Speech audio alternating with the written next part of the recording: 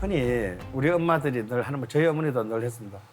아이고, 그냥 남편 복 없는 년이 자식 복이 있을 리가 있나, 뭐 이런 얘기들 있잖아요.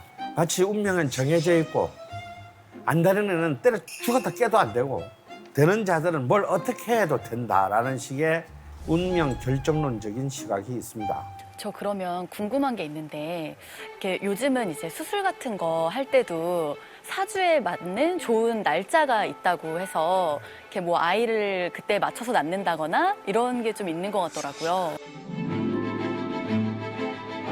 큰일 날 얘기입니다. 저한테도 그런 거 물어보는 사람 많습니다. 네. 저는 그렇게 대답해줍니다, 언제나. 그 담당 의사 스케줄 보고 제일 스케줄 편한 날 잡아라. 실제로 최근에 그런 일이 일어났습니다. 제가 이제 좀 알림을 통해서 좀 잘 사시는 분이 이제 손주를 보게 돼서 또 이 부를 또 이어가야 되기 때문에 이 날짜와 이 날짜 중에서 제일 좋은 날짜 잡아달라서 그런 날짜는 없으니까 저한테 그런 거 물어보지 마세요 했더니 또 귀엽고 어디 또 뭐 유명한 분한테 가서 날짜를 잡으신 겁니다. 근데 문제는 이 범위에서 조금 무리하게 뒤로 당겨서 잡은 거예요. 이 허용 범위 내에서 그 정도는 충분히 요즘 의학으로 커버할 수 있다. 이날이 너무너무 좋으니까 좀 무리하더라도 이날 좀 사산을 했습니다. 자, 근데 요즘은 좋은 사주로 바꿔주는 굿도 합니다. 명리학에서요? 예. 이거는 이런 것들은 신고하십니다. 저희가 합법적이라는 건 줄 알고 그게. 예, 이런 거는 우리 형법상으로도 사기에 해당합니다. 제가 실제로 제 수제자들 한 14명과 같이 이제 MT를 가가지고 밤중에 심심하니까 우리 이론적으로 가능한 가장 완벽한 사주를 한번 만들어보자. 완벽한 사주 만들기 게임을 했어요. 그런데요, 이게 밤새도록 했는데 안 되는 겁니다. 다리 쪽 끌어 맞추면 상체가 안 맞고, 상체를 끌어 맞추면 발목이 나오고, 왼쪽을 맞추면 오른쪽이 안 맞고, 오른쪽을 맞추면 왼쪽이 안 맞는 거예요. 그래서 그때 이런 생각을 했어요. 이 명리학의 사주와 팔자, 이것이 이제 좀 오묘하구나. 어떻게든 완벽한 답이 없도록 만들어놨구나. 그럼 태어났을 때부터 운명이 정해져 있는 건가요?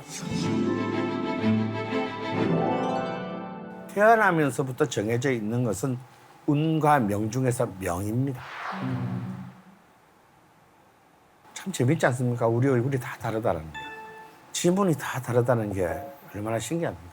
그 다른 만큼이나 우리는 각자 다른 소명을 갖고 태어났습니다. 그러면은 이게 사주를 볼 때 태어난 해, 월, 일, 시를 보잖아요. 네. 그러면 이 지구상에서 나랑 똑같은 시간에 태어난 사람이 있을 거란 말이에요. 물론이죠. 그러면 그 사람은 사주가 똑같을까요? 굉장히 좀 진전된 질문을 가지고 또 이렇게 명리학을 공격하는 자들이 꼭 이 질문을 꼭 합니다. 두 시간 사이에 같이 태어난 사람 얼마나 많아? 네.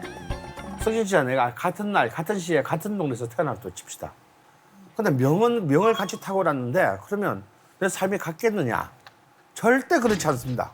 지금 우리나라에서 우리 인구가 5천만 명이니까 명리학적으로 경우의 수는 51만 4,800개의 경우의 수가 나옵니다. 그러니까 혈액형은 몇 개의 경우 수입니까?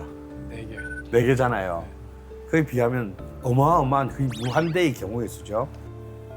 그러니까 우리나라에서만도 사실은 나랑 같은 사주를 가진 사람이 100명 있어요.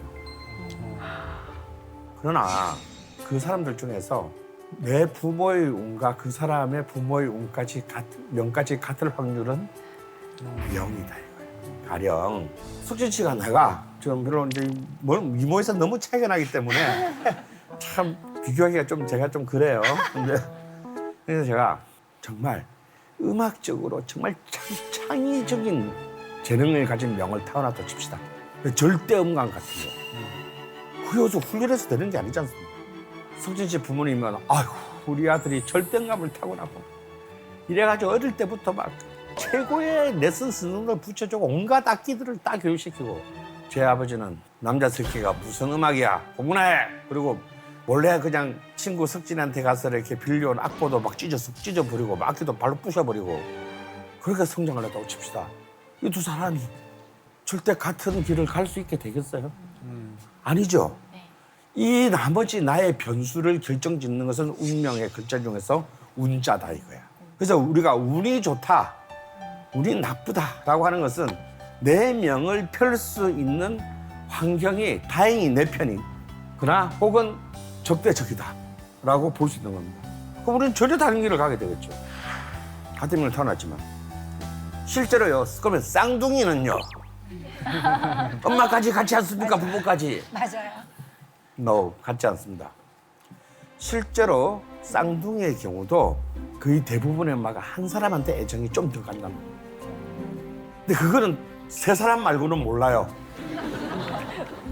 그래서 쌍둥이 사줄 때는 이 세 명을 사실상 진실 게임을 해야 돼요. 솔직히 말해보세요. 누구한테 더 정이 갔습니까? 근데 정말 극적으로 정말 똑같이 대한 사람이 있습니다. 그런 경우는요, 이 두 명의 성장도 비슷해요. 즉, 운이라는 글자는 글자 그대로 예측 불가능하다는 뜻입니다. 그 예측 불가능함을 예측하는 것이 명리학의 본질입니다. 그러면 운이 좋으면 만사 땡인가? 저는 한때 운이 좋았을 때가 있었어요. 저도 빛날 때가 있었습니다. 정말 그때는요, 공부 하나도 안 했는데 점수가 잘 나오고요. 그리고 막 뭘 해도 돈이 너무 쉽게 들어왔습니다. 그래서 저는 내가 워낙 능력이 탁월해서 그런 줄 알았어요. 그때 아니더라고요. 운이 좋아서 쉽게 얻은 것은 쉽게 나갑니다. 근데 운이 나빠서 힘들게 얻은 것은요, 힘들게 나갑니다. 그래서 운이 좋은 것도 좋은 게 아니다. 저는 이제 명리학 쪽은 사실 아니지만 아까 말했던 동생이 신점을 봐줬었거든요. 네. 봤는데 깃발을 뽑는 게 5가지 깃발을 뽑아봐라. 이제 또 신나가지고 이제 좋은 거 나올 거 기대하고 뽑았는데 검은 깃발이 계속 나오더라고요. 한 5번인가를 다시 해라, 뭐 혼자 기도하다가 다시 해라 했는데 할 때마다 검은 깃발이 하나씩 나와서 혹시 오빠 집안에 아프신 분이 계시냐? 저는 어머니밖에 안 계셨었고 어머니랑만 지내서 전혀 없는데 하고 어머니한테 안부를 자주 하고 연락도 자주 해라 알겠다 하고 한 달도 안 지났어요.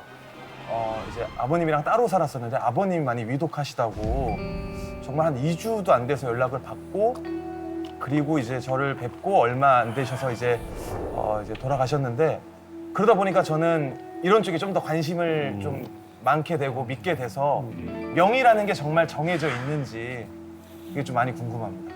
여러분 중에서 혹시 내가 죽는 날 알고 싶으신 분들이 있습니까? 네. 예전엔 궁금했었는데 여러분 마치 내가 죽는 날을 알면 그때까지 열심히 살 것 같죠. 그럼 자기 인생을 좀 폼나게 정리할 것 같죠.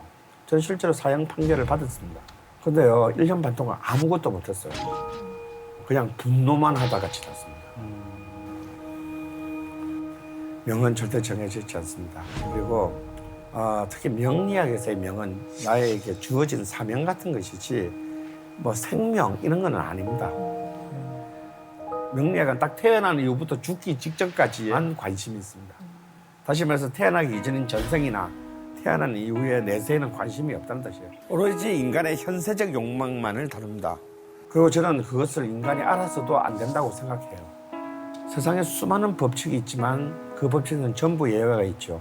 하지만 죽음 앞에서는 예외가 없어요. 모든 것은 언젠가는 소멸한다. 그리고 우리가 굳이 미리 알 필요가 있어요.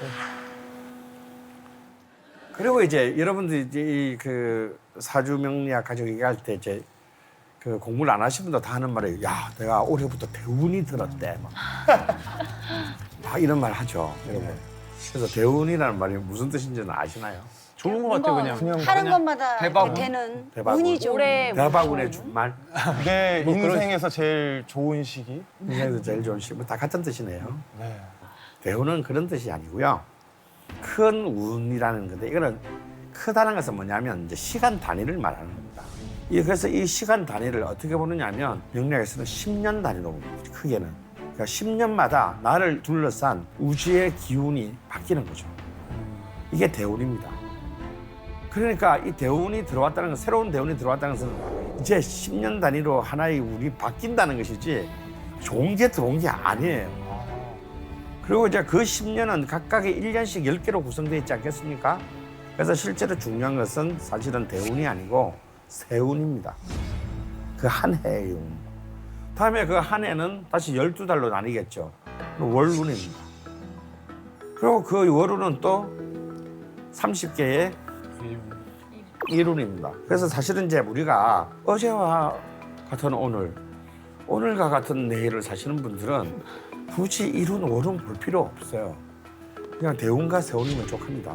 근데 예를 들어서 뭐 데이 트레이더들, 매일매일 주식 투자하는 사람, 다음에 매일매일 사람 목숨이 걸린 수술을 하는 의사들, 집도이들, 이 사람의 컨디션에 따라서 사람 생명이 왔다 갔다 하는 거예요. 그러니까 이런 사람들은 사실은 이론까지 보는 것이 굉장히 필요하고요. 실제로 굉장히 유능한 집도이였는데 너무 정신적인 스트레스로 거의 그 우울증에 걸린 어떤 의사분을 제가 한 6개월 정도를 매일 운을 봐드린 적이 있어요. 저도 공부할 겸해서. 그래서 야, 이날이라는 웬만하면 은근 말고는 수술을 잡지 마세요. 힘든 수술은 이날 잡아서 하세요. 그런데 이게 뭐 플라시보 효과인지 아닌지는 모르겠는데 굉장히 수술 성공률이 실질적으로 굉장히 향상된 그런 사례도 있었습니다. 그래서 여러분 대운이라고 하면 뭔 대박운 이런 게 아니에요. 10년짜리 운. 네. 그 10년의 분위기, 컨텍스트, 환경이고요. 어떤 내 의지가 실현되고 결정되고 결과물을 내는 것은 세운이 훨씬 더 직접적입니다. 그렇기 때문에 나한테 적대적인 대운이 들어왔다 하더라도 결코 쫄 필요는 없다. 왜? 우리에게는 오고 가는 세운이 10년이나 10개나 있기 때문입니다. 저 또 하나 질문 드릴 게 있는데요. 뭘 해도 안 되는 애가 있잖아요. 네. 그러니까 뭐 저 같은 경우도 아우스. 뭐 아웃도 그렇고 뭐 안 될 때, 삼재가 들었다. 삼재인가 봐. 뭐 왜 이렇게 뭘 해도 안 되지? 뭐 나가 꼈나? 뭐 이렇게 하는데 그거는 어떤 경우로 봐야 되나요? 뭘 해도 되는 해는 있던가요? 없었던 것 같아요. 대운이 바뀔 때 그때는 나는 그대로 있지만 나를 둘러싸는 환경이 굉장히 바뀌는데 우리가 그걸 못 느끼잖아요. 그렇기 때문에 상황은 바뀌었는데 나는 이전의 룰대로 대응하다 보면 꼭 사실상 이렇게 잘 맞지 않는 일들이 연속해서 일어날 수 있습니다. 그래서 우리 9살 들었다는 말은 29살, 39살 얘기하는 게 아니에요. 대운이 10년 단위이기 때문에 9년째부터는 이제 대운이 이제 다음 대운으로 바뀌는 때잖아요, 그죠? 그래서 이런 전환기에 우리가 전환기에 감기도 들고 뭐 좀 면역성도 떨어지고 그러지 않습니까? 이럴 때 좀 그런 일들이 좀 집중적으로 일어난다. 그러니까 삼재 같은 경우는 사실은 저는 뭐 개인적으로 그렇게 너무 신경 안 쓰셔도 된다는데 100년 전만 하더라도 우리 현실적으로 굉장히 이 지구상의 인간의 운명이 진짜 불행했어요. 그러니까 뭐 질병으로 전염병으로 사고사로 너무 이렇게 참 인간으로서 어떤 한 그 행복을 누리지 못하고 죽는 경우가 너무 많았다 보니까 명리학적으로 굉장히 불행한 거, 좀 꺼림칙한 것들을 굉장히 많이 설정이 된 거예요. 그럼 그러니까 설정한 대로 그것만 보게 되면 우리는 차라리 삶을 포기해야 되겠다. 도대체 나한테는 언제 좋은 시간이 오는가라고 이렇게 막 정말 고통스러울 수도 있습니다. 그래서 이제는 너무 옛날에 그 힘들었을 때 시대를 기준으로 하는 데서 벗어나야 됩니다. 다시 말해서 모든 학문은 시대가 바뀌면 학문의 프레임도 이동하죠. 명리학도 마찬가지입니다. 여러분은 사주를 본다 할 때 제일 궁금한 거는 무엇입니까?